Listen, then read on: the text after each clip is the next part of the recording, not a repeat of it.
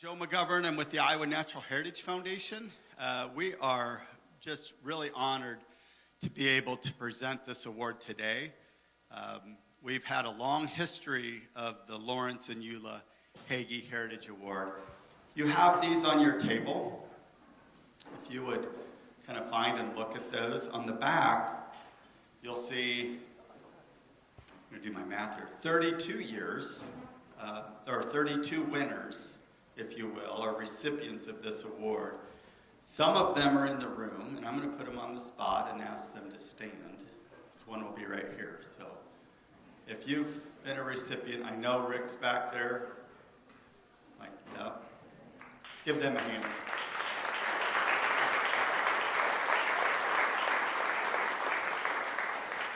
And I hope you can read a little bit about this. Just also know for every person who receives this award, there are very deserving nominees, you can only pick one, that embodied what this award was about. And rather than read this, what was so cool about this award is that the daughters of Lawrence and Eula Hagie, and we get this a lot at INHF, people want to remember their parents, they want to do something special. And they said, we want to do something in remembrance of our parents. And they chose this. And they chose to finance this. And it was because their parents always were doing above and beyond for conservation, but never really talked about it. They absolutely didn't do it for any kind of recognition. And then they instilled those conservation values in those daughters. That sounds real familiar to all of us, doesn't it?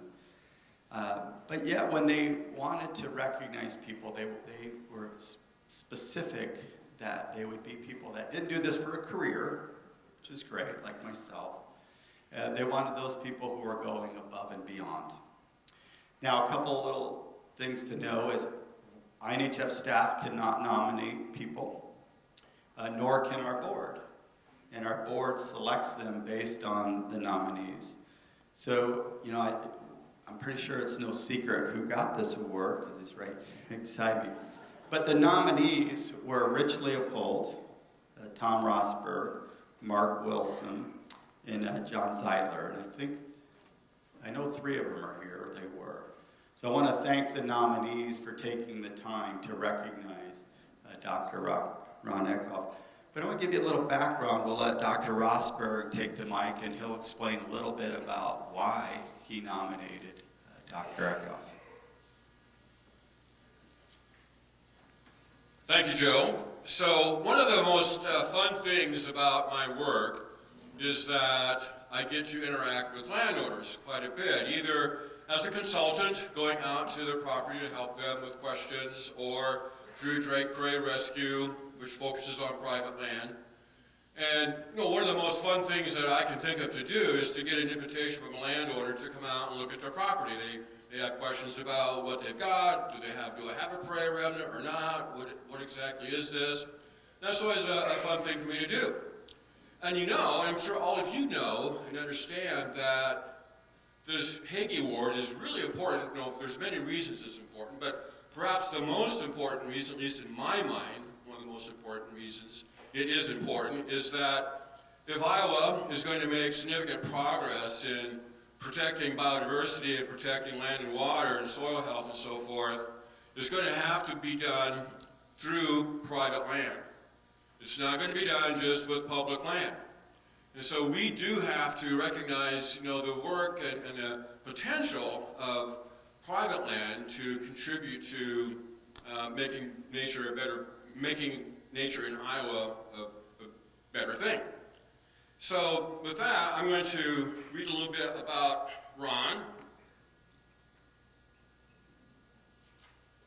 I first met Ron about 20 years ago when he purchased the Day in the Field I donated to the silent auction at the 2004 Iowa Parade Network Winter Seminar.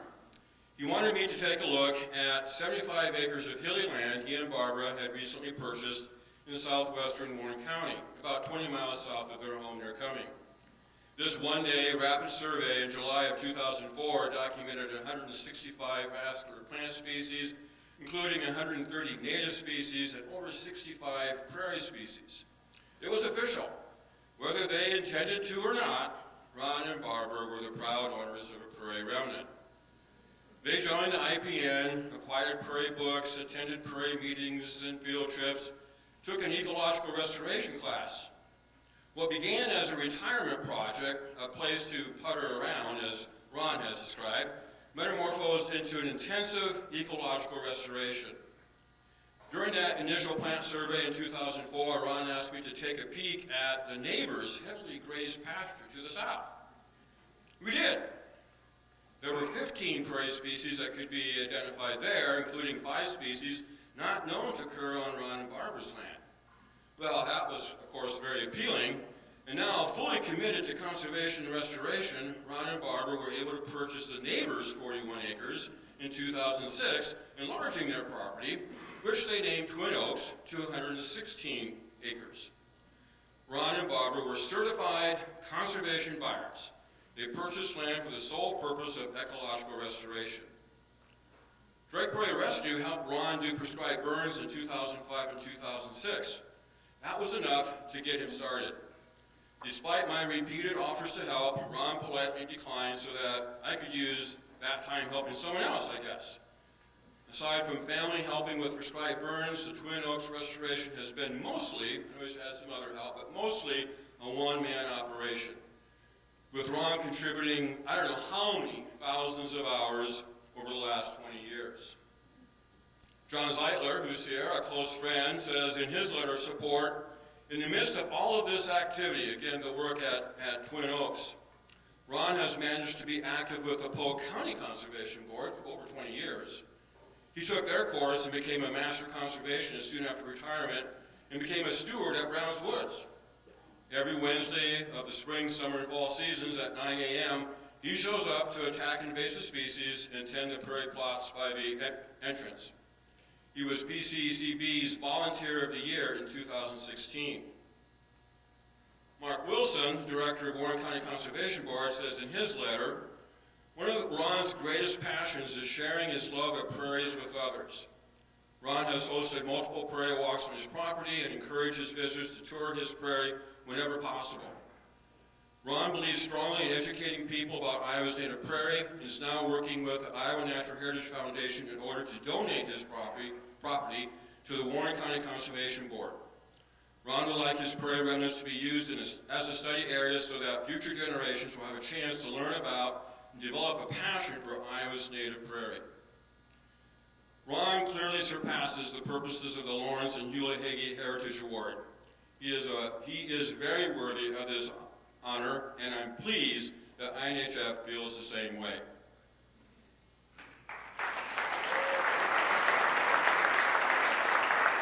Awesome. So it is my pleasure to present the 2023 Lawrence and Eula Hagie Heritage Award to Dr. Ron Eckhoff.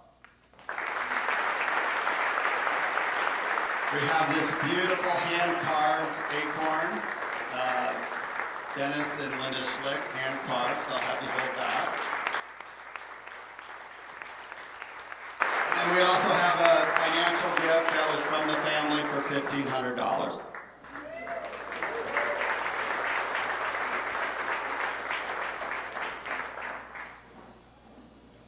Thank you, Tom. Thank you, Hagie family. Thank you, Joe. It's a real honor and humbling to see my name added to the list of people who have received this award. It's a kind of strange twist of 1965. My wife and I moved to Iowa with 2 little girls, with a 2-year assignment with the U.S. Public Health Service with no intention of staying, and we're still here. And one of those little girls just turned 60 earlier this month, so I told her I might mention her. And since people were bragging last night, my wife and I have been married for 62 years, so I think we beat those of you who were talking last night. And I do need to thank my wife Barbara for allowing me to go put her around, which Tom said that's what I call it. And I originally, when I was approaching retirement, I was looking for 20 to 30 acres to put her around in. Had no specific plans, had no idea I was going to get into prairie stuff. And probably, to tell the truth, she was probably glad that I wasn't hanging around the house. I was going and puttering around.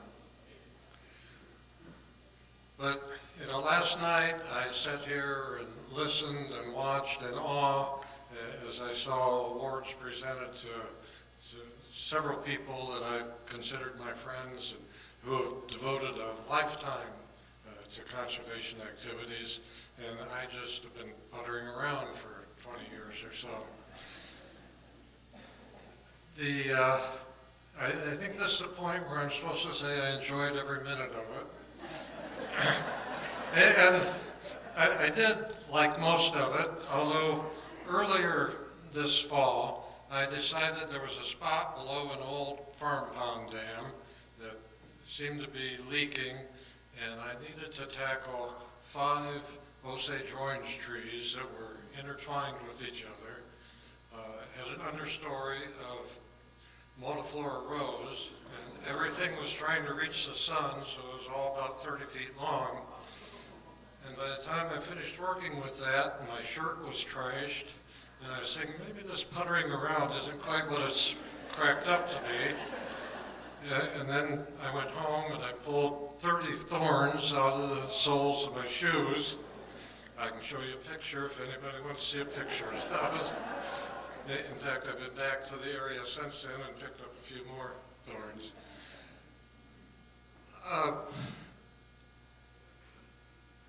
I think, as Tom said, it is dependent on some private landowners, and I know there are a lot of people sort of like me.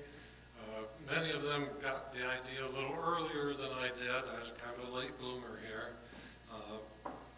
But I think all of us working together can make a difference and help Mother Nature. It is exciting to see with a little bit of help, Mother Nature does come back somewhat.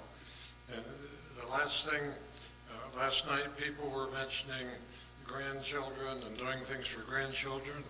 Well, the youngest of our 6 great-granddaughters is here. So that's who we're working for.